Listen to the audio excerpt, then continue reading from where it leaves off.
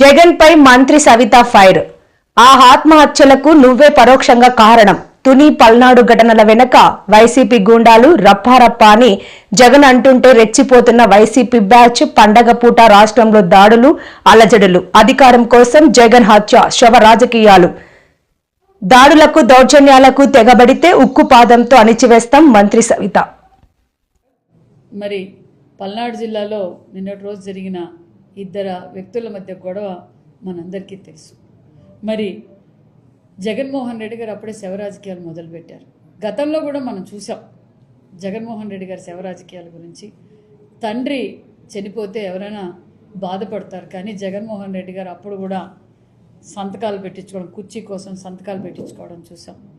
మరి 2019 ఎన్నికల్లో బాబాయిని అతి దారుణంగా రపరపా అని గొడ్డలతో నరికి శవ రాజకీయాలు మొదలుపెట్టారు. మరి అంతేకాకుండా జగన్మోహన్ రెడ్డి గారికి మామూలుగానే 5 సంవత్సరాలు ముఖ్యమంత్రిగా ఉన్నప్పుడు జగన్మోహన్ రెడ్డి గారికి ఎన్ని హత్యలు జరిగినా, ఎంతమంది దళితులు చనిపోయారు, ఎంతమంది దళితులను హతమార్చారు, బీసీలు ఏ విధంగా అక్రమ కేసులు పెట్టారు, బీసీ బిడ్డలపై ఏ విధంగా పెట్రోల్ పోసి అంటించారు. అమర్నాథ్ గౌడ్ గారు కావచ్చు, తోట చంద్రయ్య కావచ్చు, మరి అదేవిధంగా వాళ్ళ ఎమ్మెల్సీ వాళ్ళ దళిత డ్రైవర్ని, దళిత బిడ్డని చంపి డోర్ డెలివరీ చేసినప్పుడు జగన్మోహన్ రెడ్డి గారికి కనిపించలా.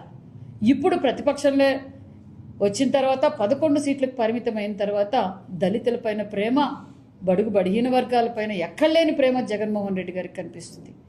ఇది వారిద్దరి మధ్య పల్నాడులో జరిగిన ఇష్యూము, వాళ్ళిద్దరి మధ్య జరిగిన ఇష్యూ మీద దీన్ని కూడా కూటమి ప్రభుత్వమే చేయించింది. పల్నాడు జిల్లాలో గత 5 సంవత్సరాలు అంటే జగన్మోహన్ రెడ్డి గారు ముఖ్యమంత్రిగా ఉన్నప్పుడు పల్నాడు జిల్లాలో ఏ విధంగా హత్యలు జరిగాయి, ఏ విధంగా దౌర్జన్యాలు జరిగాయి, ఏ విధంగా దోచుకున్నారో ప్రజలందరికీ తెలుసు. పల్నాడు జిల్లాలో ప్రతి ఒక్కరికి తెలుసు. మరి జగన్మోహన్ రెడ్డి గారు మాట్లాడడం ఏంటి? జగన్మోహన్ రెడ్డి గారు పరామర్శించినప్పుడు, మొన్నటి రోజున పరామర్శించడానికి వెళ్ళినప్పుడు వాళ్ళ దళిత కార్యకర్త చనిపోతే కూడా జగన్మోహన్ రెడ్డి గారు పరామర్శించలేదు. జగన్మోహన్ రెడ్డి దాని గురించి మాట్లాడరు. కూటమి ప్రభుత్వంపై విషం చల్లాలని చూస్తారే తప్ప జగన్మోహన్ రెడ్డి గారికి బాధ్యత ఏమైనా ఉంటే గత 5 సంవత్సరాల్లో డాక్టర్ సుధాకర్ దళితుడు మాస్క్ అడిగినందుకు ఏ విధంగా ఇబ్బంది పెట్టారో మనం చూసాం. అదేవిధంగా మరి ఏది ప్రశ్నించినా, దళితులు ప్రశ్నించినా, బీసీలు ప్రశ్నించినా ఏ విధంగా అక్రమ కేసులు పెట్టి ఏ విధంగా భయభ్రాంతులు చేశారో మనం చూసాం. ఈరోజు జగన్మోహన్ రెడ్డి గారు దళితుల గురించి, బడుగు బడిగిన వర్గాల గురించి మాట్లాడే అర్హతే జగన్మోహన్ రెడ్డి గారికి లేదు.